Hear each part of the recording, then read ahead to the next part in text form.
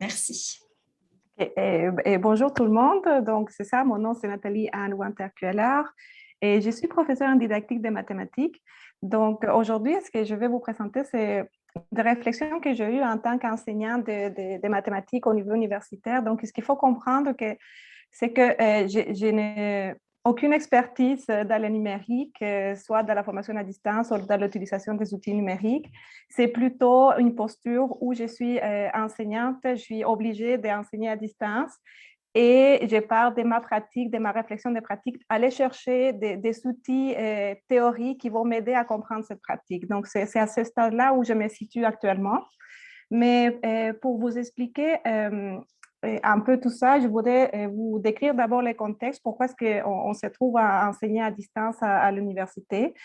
Aussi, je vais vous décrire les cours que j'ai offerts à l'hiver en géométrie euclidienne et après, je vais vous faire une analyse de mon expérience. Cette analyse de l'expérience, je l'ai fait à partir des outils didactiques parce que c'est mon domaine d'expertise, donc je me sentais beaucoup plus à l'aise dans ce sens. Pour finir avec quelques conclusions, réflexions que j'ai eues à partir de cette expérience.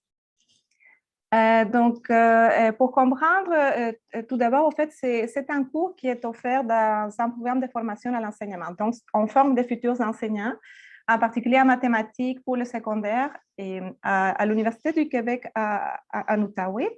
Donc, le secondaire au Québec, ce sont des élèves d'entre 12 et 17 ans. Donc, la première chose dans le contexte, c'est que notre université, c'est ce qu'on appelle une université régionale. Et vous voyez, le Canada et le Québec, c'est un énorme territoire. Donc, on a les pôles métropoles des grosses villes, comme dans notre cas, ce serait Montréal et la capitale Québec.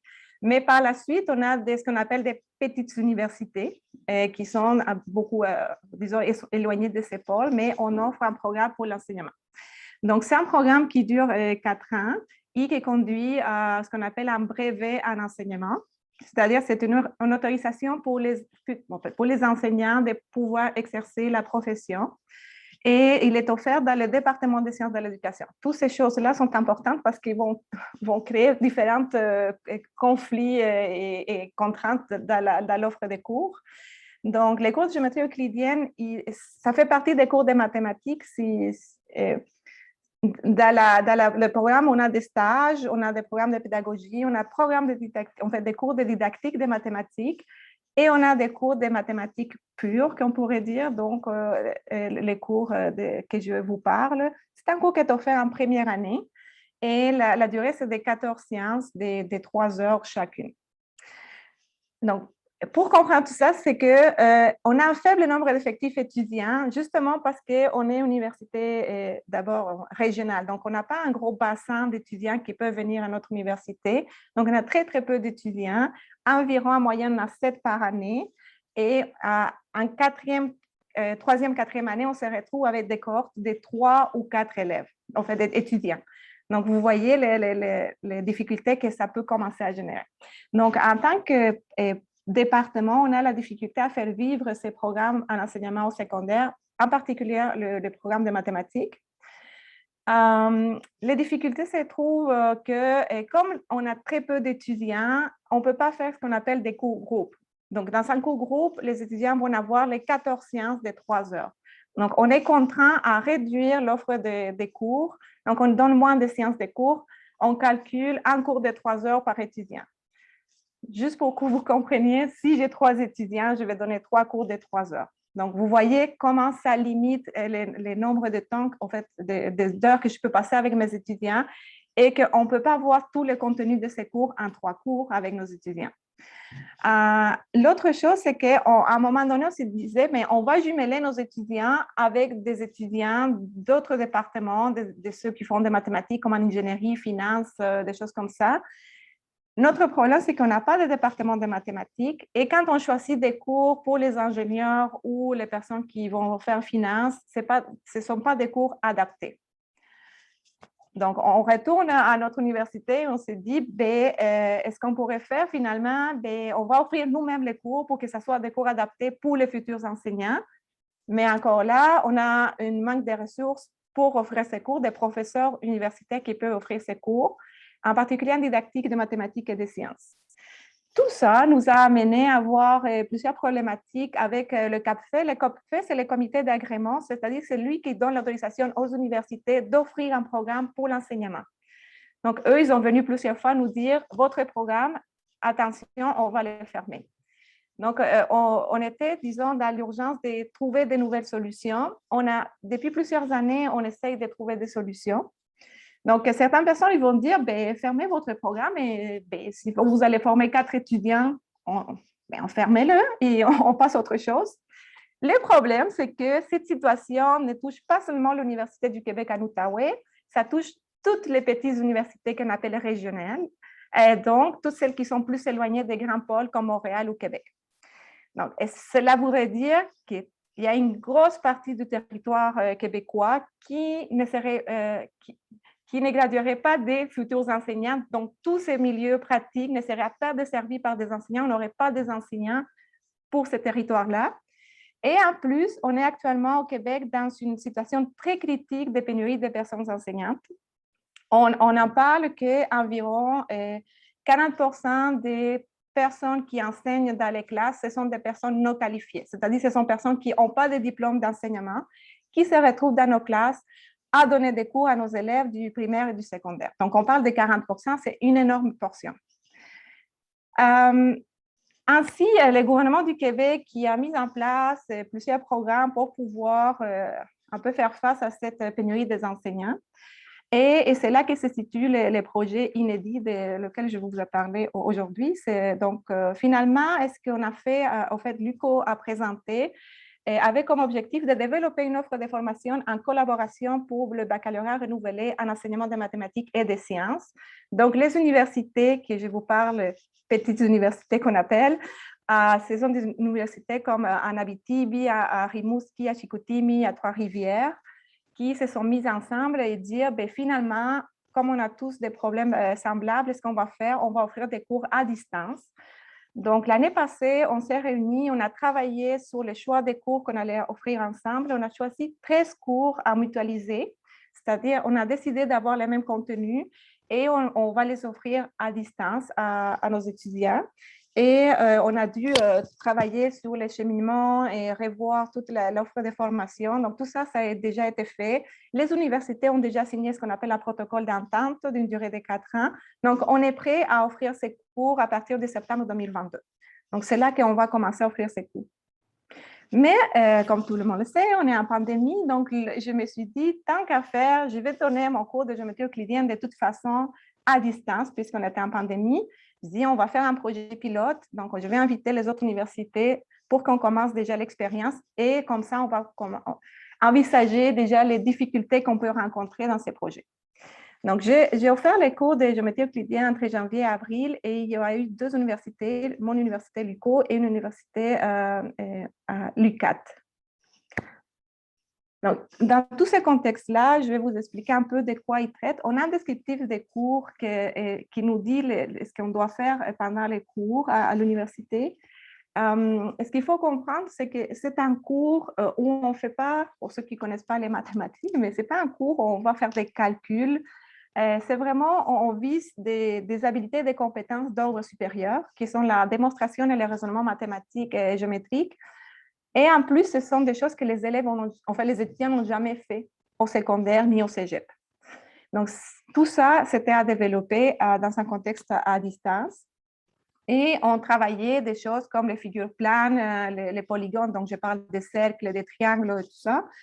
Et je vous ai marqué aussi les 2 contenus sur lesquels je vais vous donner des exemples concrets. C'est les constructions diverses avec la règle compas. Donc, nos étudiants doivent apprendre à construire avec des outils concrets que la règle et les compas. Et aussi, on doit travailler ce qu'on appelle la géométrie dans l'espace, la géométrie 3D.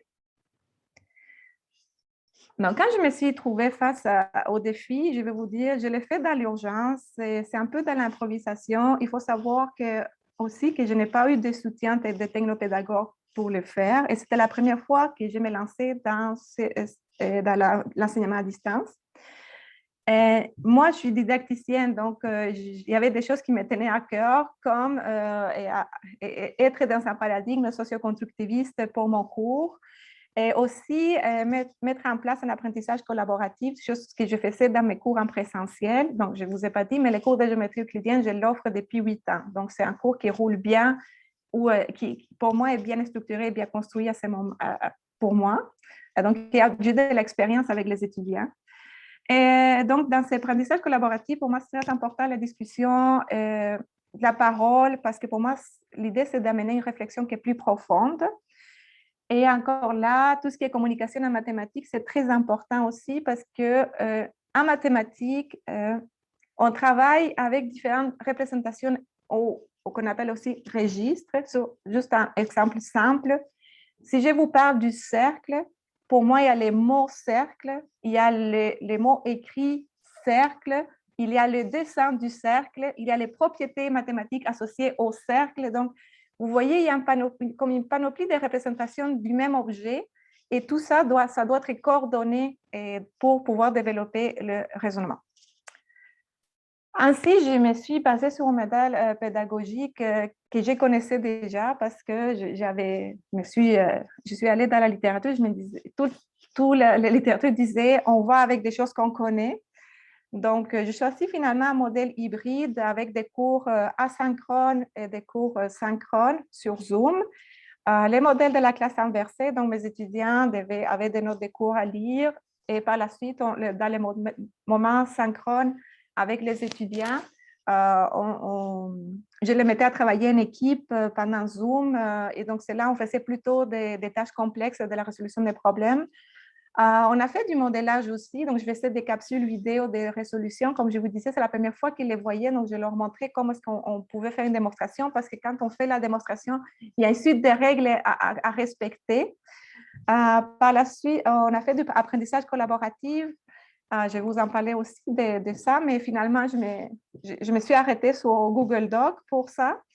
L'apprentissage expérientiel, je l'ai fait à l'aide du GeoGebra. Donc, avec GeoGebra, c'est un logiciel de géométrie dynamique où on peut manipuler. Donc, on a les figures qu'on va pouvoir manipuler et il y avait des moments d'enseignement individualisés pour les étudiants.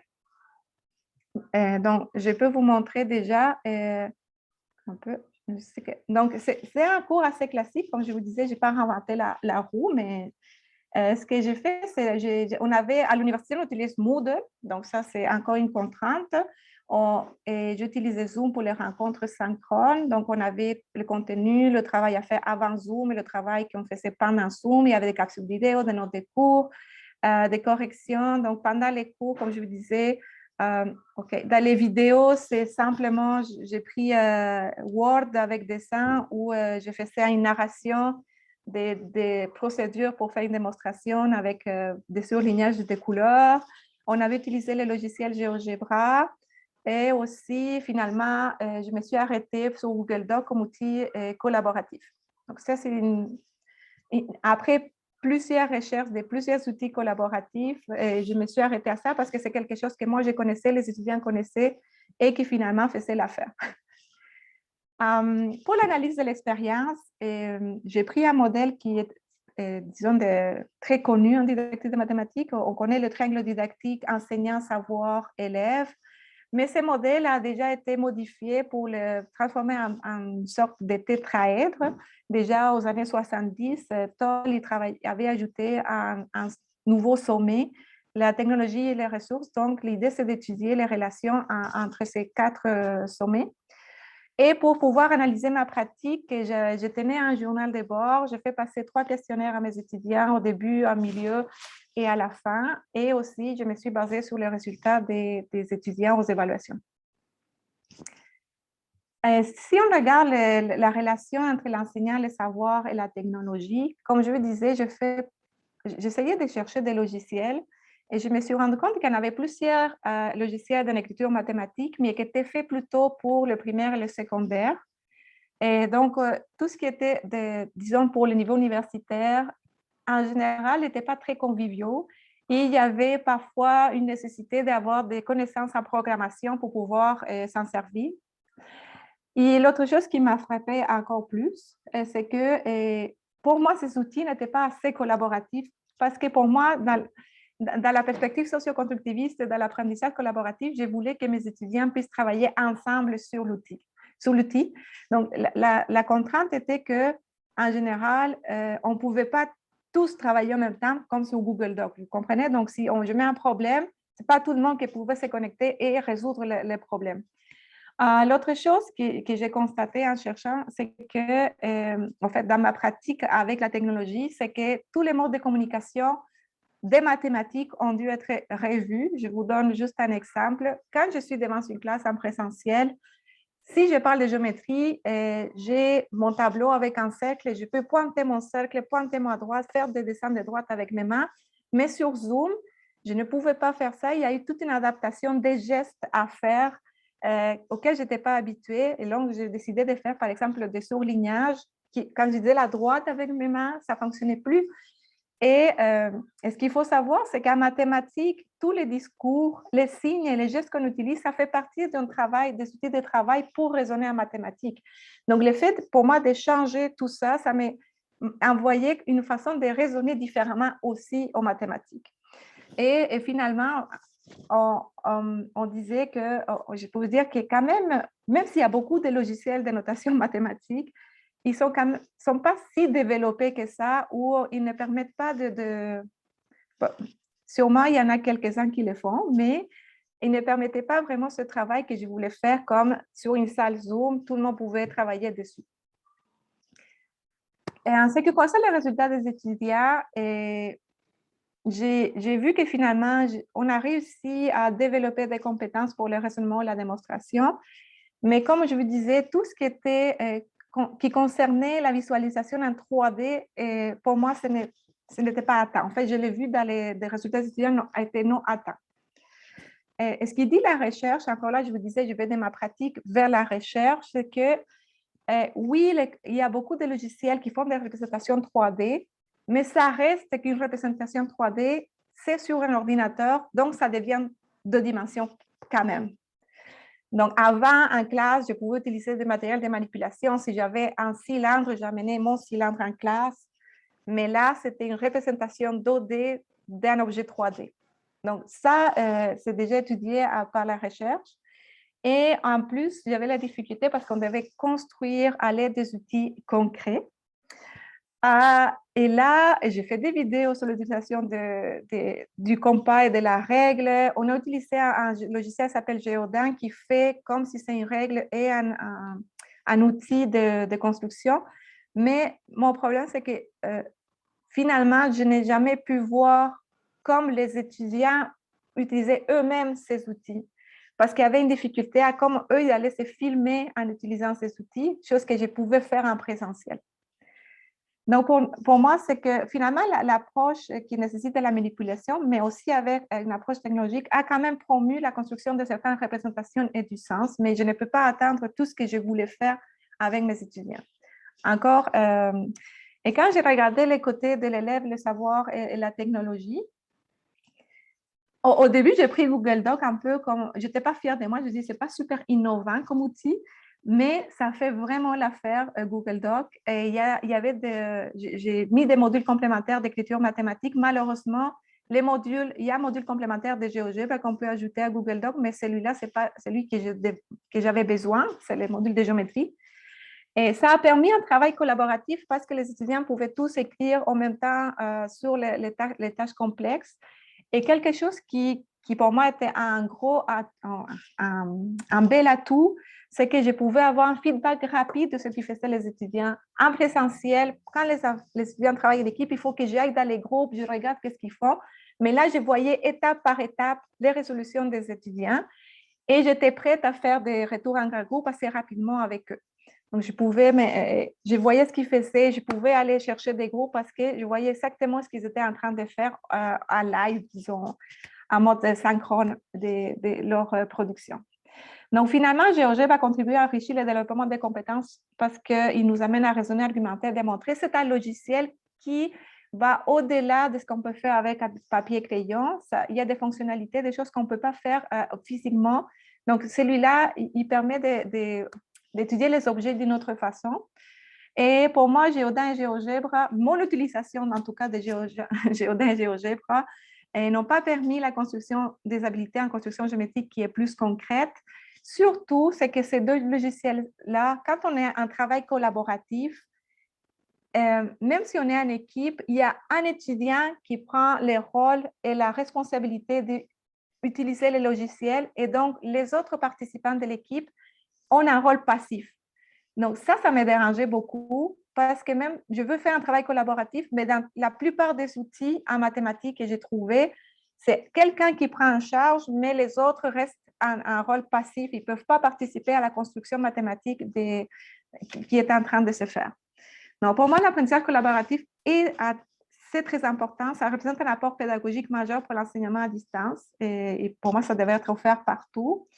Et je ne voudrais pas vous signaler, mais en mathématiques, ça fait longtemps, on étudie l'utilisation des logiciels de géométrie dynamique et les bienfaits ont déjà été démontrés par la recherche. Donc, pour faire une conclusion sur mon expérience, c'est que je pense que l'apport de l'enseignement à distance, c'est vraiment qu'on va pouvoir faire vivre nos programmes. J'ai beaucoup d'espoir dans ce sens. Et le fait de pouvoir offrir des diplômes conjoints, vraiment, toutes les difficultés qu'on rencontrait, que je vous ai nommées au début, normalement devraient disparaître. Il y a quelque chose à penser vraiment dans la transposition didactique des savoirs. Pour moi, les savoirs que j'ai enseignés, les savoirs qu'on a appris les élèves ont changé par rapport à un mode présentiel. Et je pense que je vais continuer à creuser un peu plus sur la relation élève, savoir et technologie, de comment finalement les connaissances apprises par les élèves ont changé. Pour moi, les modes hybrides, c'était une solution intéressante. Je ne sais pas encore si je peux penser à une approche socio-constructiviste dans un mode complètement synchrone. Je ne suis pas rendue là, mais les modes hybrides, pour l'instant, me conviennent très bien. Je pense que j'ai atteint mes objectifs. Mais par contre, la technologie, vraiment, pour moi, il y a une nécessité de développer des outils plus collaboratifs et conviviaux pour les étudiants. Et tout ce qui est la technologie pour l'apprentissage expérientiel et pour le raisonnement a vraiment enrichi l'environnement. On a pu faire des visualisations, des manipulations. Et pour moi, la grande surprise, c'était le feedback immédiat que je pouvais donner à mes étudiants. Donc, avec ça, je vous dis merci beaucoup.